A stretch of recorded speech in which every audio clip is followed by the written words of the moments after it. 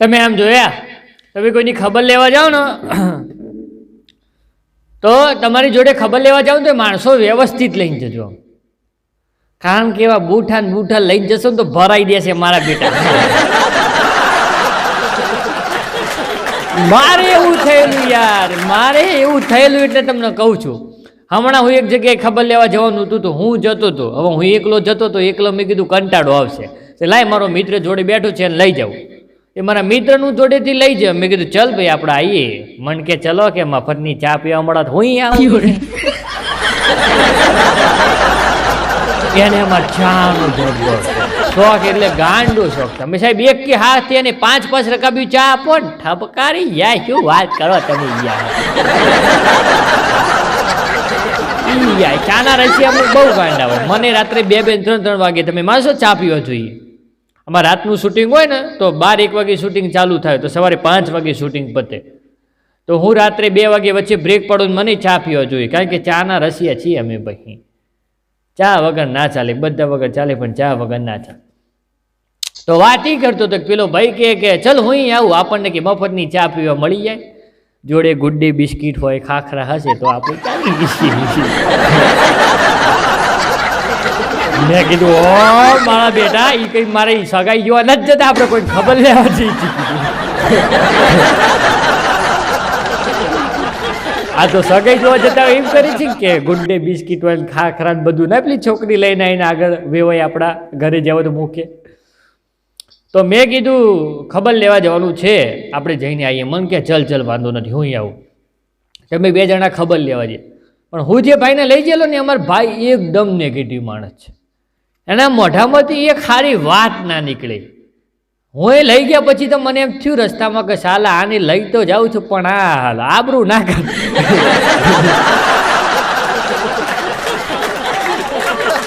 અને એમ જોવા જવું તો એને થોડી આબરૂ કાઢી થોડી આબરૂ. અમે એક જે ખબર લેવા ગયા ને કાકા હતા, તો કાકાને હાર્ટ એટેક આવેલો. તો એમને પહેલાં પણ એક હાર્ટ એટેક આવ્યો હતો અને બીજો હાર્ટ એટેક હતો. 2 હાર્ટ એટેક ભેગા થયા હતા. શિયાળો ચાલતો હતો એટલે કોમન વસ્તુ હાર્ટ એટેક આવે. તો હાર્ટ એટેક આવેલો ને અમે બંને જણા મેં પેલા જોડે લઈએ. મેં કીધું ચલ આપણે ખબર લઈને આવીએ. અમે બંને જણા ખબર લેવા જાય તો અમે જ્યાં મેં કીધું બોલો તબિયત રેડી? ઓકે. મન કે હવે તબિયત રેડી ઓકે છે. એટલે આના ખબર નહીં કે અમને હાર્ટ એટેક આવેલો હતો. એટલે આને ઇન્કવાયરી ચાલુ કરી તમે જો CIDની જેમ કે શું થાય તું કાકા કે અટક આવ્યું હતું. ઓ અટક આવ્યું હતું એમ? બોલો કે હા. બચી ગયા? અલ્યા તારો ડોહો બચી ગયા છે એટલે તો આપણે હોમે બેઠા છો.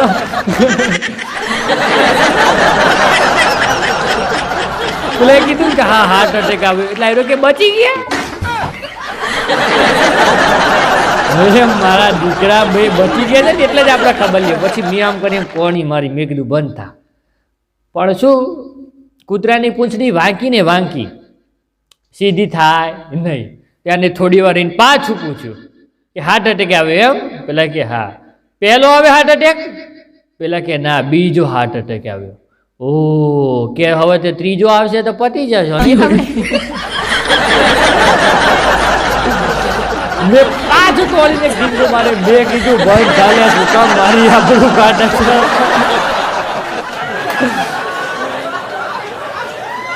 કહેવાય એવું કોઈને થતા તમે કહેવાય, તમે વિચાર જેવું કોઈને કહેવાય? આપણે કોઈની ખબર લેવા ગયા હોય તો આપણે એમ કહેવાય કે ના ના હવે ચિંતા ના કરતા, હવે તમને બધું મટી જશે, બધું સારું એવું થઈ જશે, તમે કમ્પ્લીટ થઈ જશો. ઉપરથી એમને એવું આશ્વાસન આપવાનું હોય આપણે. મારો બેટો કે હવે ત્રીજો અટક આવ્યો, તમે તો કે હે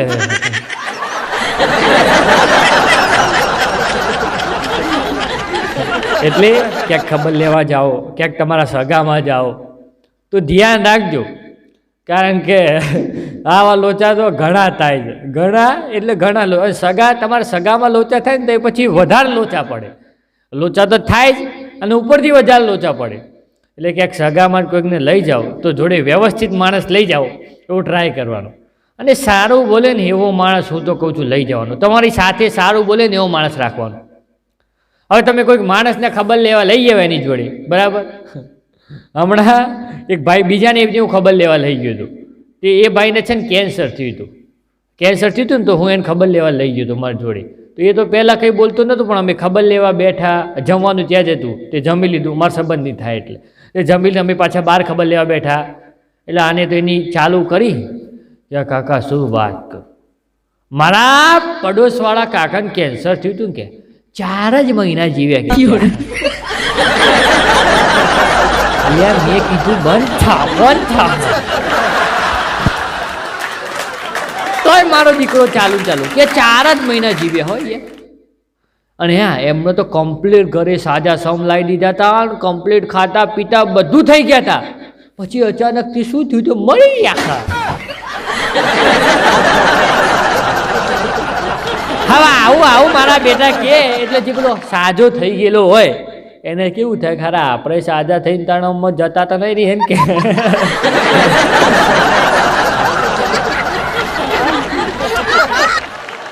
હમણાં એક જગ્યાએ મહેમાન ગતિ ગયો, તો મહેમાન ગતિ ગયો ને તો હજુ તો ઘરમાં જેવો દાખલ થાઉં છું ત્યાં તો ઘરમાં બધી રામખાણ ચાલતી હતી.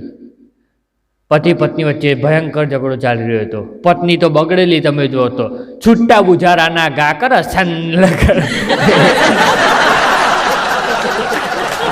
બુજારું મારે, પેલી શું કહેવાય ચમચો એક વખત તો છૂટો માર્યો, એક વખત તો તમે જુઓ તો પેલો ઓરસિયો આવે ને આપણે રોટલી કરી એ છૂટો ચોડ્યો. પણ પેલો મારો બેટો હોશિયાર હતો, આમ નીચે બેસી જતો હતો, એને પ્રેક્ટિસ લાગતી. હા, તે હું દાખલ થયો ને એટલે મારા મનમાં એવું કે આ મને જોશે ને તો શરમાઈ જશે. પણ મારો બેટો શરમાયો નહીં, પેલો ભાઈ ઉપરથી ખુશ થઈ ગયો કે આવો આવો આવો આવો આવો આવો, કે જો આ છે અમારું સુખી જીવન. મેં કીધું લે ને એની હા હું શાક દેજે સુખી જીવન કહેવાય.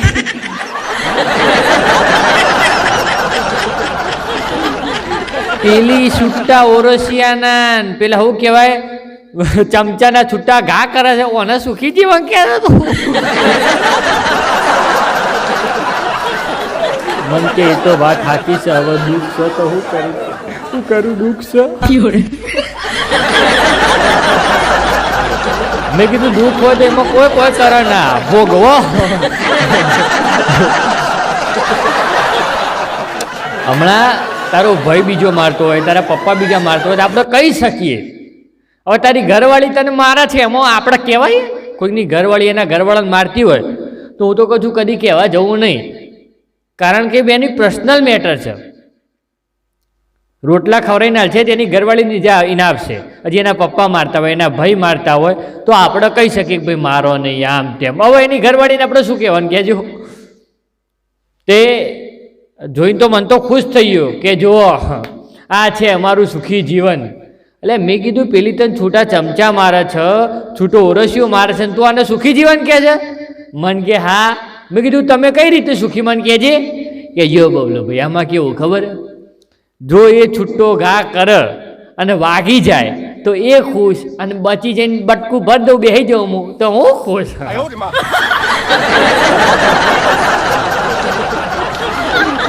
એટલે અમે આમ રીતે બંને જણા આમ તો સુખી જ છીએ ને આમ દુઃખી છીએ કે. મેં કીધું વાહ તમારું સુખ દુઃખ. મેં કીધું હું મહેમાન ગતિ કરવા આવ્યો છું, તે ભાભી ચા તો બની, અરે કે ગોલ્ડન ચા બનાવશે હમણાં તમે જુઓ. તે ભાભી તો તમે જુઓ ને તો થોડી વાર પાછા ગોલ્ડન ચા બનાવીને લાયા કે લો ચા પીવો. અમે તો ખાલી રમતા હતા. ઓહો ઓરસિયાથી ચમચાથી છૂટા ઘા કરી રમતા હતા. અડન તો બોડું ફૂટી જાય ઓરસિયા.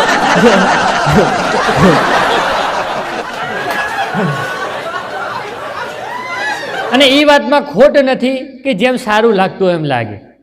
હા, તમે કુંવારી કન્યા હોય એને તમે શું કન્યા કહો તો સારું લાગે, પણ કુંવારા વરને કઈ શું વર થોડો કહેવાય.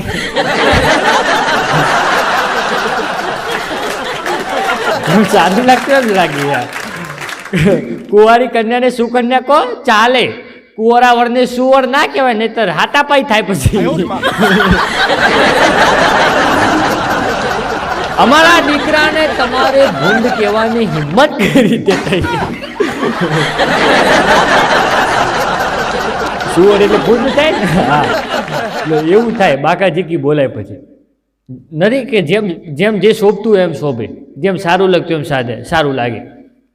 આપણા ઘરડાઓના મોઢે આપણે સાંભળ્યું હશે કે જેમ સારું લાગતું હોય એમ સારું લાગે, અને એ વાત સાચી છે. એવું બીજું એક્ઝામ્પલ આપું કે નાનું છોકરું રડતું સ્કૂલમાં જતું હોય ને, એ મમ્મી મારે સ્કૂલમાં નથી જાઉં, મમ્મી તારે સ્કૂલમાં નથી જાઉં, તોય મમ્મી સ્કૂલમાં મોકે. સ્કૂલમાં તો તારે જવું જ પડશે, તારા બાપન જેવું નથી થવાનું ઘરે રહીને.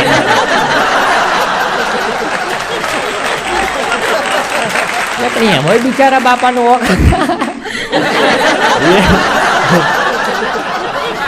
હું એમ કહું, મને લાગે પતિ પત્નીના ઝઘડાની દાજે પત્ની છોકરા ઉપર કાઢે, તારા બાપ પણ જેવું નથી થવાનું, સ્કૂલે જા. હા,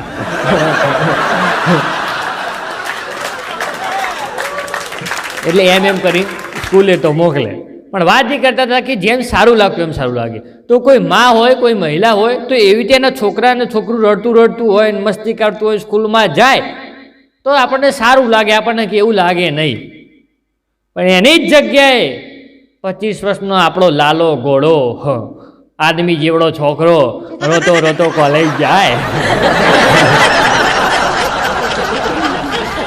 મમ્મી આજે મારું કોલેજ નથી જવું, આજ મારા પ્રોફેસર છે મને મારશે.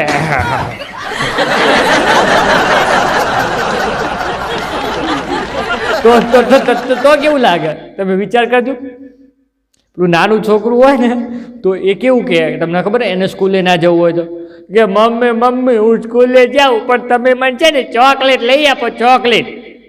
અને એની જગ્યાએ પેલો કોલેજ વાળો, મમ્મી હું સ્કૂલે જાઉં, બરાબર ના સ્કૂલ નહીં, એ તો એનો કોલેજ હોય. હા તો મમ્મી કોલેજ જાઉં, બરાબર, પણ તમે મને ડેરી મિલ્ક લઈ આવી પડશે.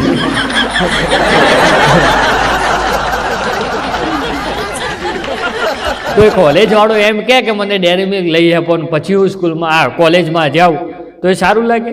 ના સારું લાગે. એટલે જ આપણા પેલા ઘરડાઓની વાત છે કે જેમ શોભતું એમ શોભે, જેમ સારું લાગતું એમ લાગે, તો એ વાતમાં કંઈ ખોટું નથી. હમણાં અમારા એક બેનના લગ્ન હતા, તે અમારા બેનનું શું શરીર થોડું જાડું છે. યાદ રાખજો, અમારા બેનનું શરીર થોડું જાડું છે. તમે પેલી કવિ દાદની રચના સાંભળી હશે કે કાળજા કેરો કટકો મારો હાથથી છૂટી ગયો, કાળજા કેરો કટકો મારો, એ જાન ગઈ મારી જાણે, આ જાનને લઈને સુનો એ માંડવડો, કાળજા કેરો કટકો મારો હાથથી છૂટી ગયો. તો આ મસ્ત પ્રકારની રચના, બેન દીકરી માટેની રચના ત્યાં લગ્નના મંડપમાં વાગતી હતી. કેવી મસ્ત રચના છે ને, કાળજા કેરો કટકો મારો હાથથી છૂટી ગયો. ત્યાં પછી થોડી વાર એની બીજી બેનો ચાલુ થઈ, બેની બા મારા સાસરીએ જાશે, ગાડીમાં એકલા માસે, મારી બેની સાસરીએ લીલા.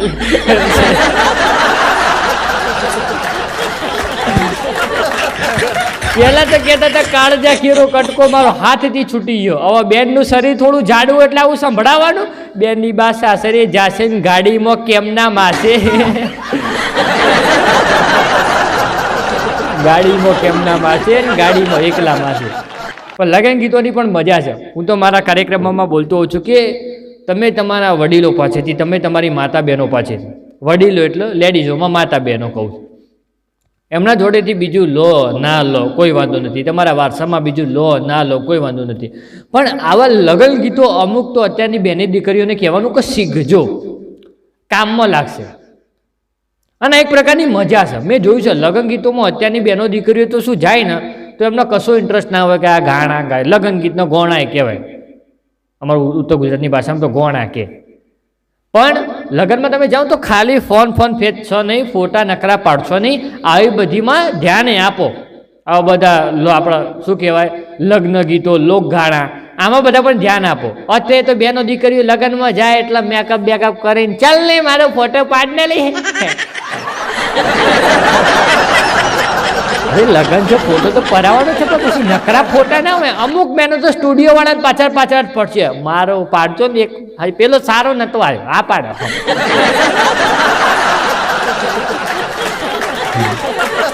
ના બધામાં ધ્યાન આપવું જરૂરી છે. પણ તમને અમારો આજનો વિડીયો ગમ્યો છે એવી હું આશા રાખું છું. જો તમને અમારો વિડીયો ગમ્યો હોય તો વિડીયોને લાઇક કરવાનું ભૂલતા નહીં. તમે અમારી ચેનલ ઉપર નવા હોય તો ચેનલને સબસ્ક્રાઈબ કરવાનું ભૂલતા નહીં. આપણે બધા મળીએ ફરીથી કોઈ નવા વિડીયોની સાથે. ત્યાર સુધી તમને બધાને જય દ્વારકાધીશ. બરોબર છે. જય હો.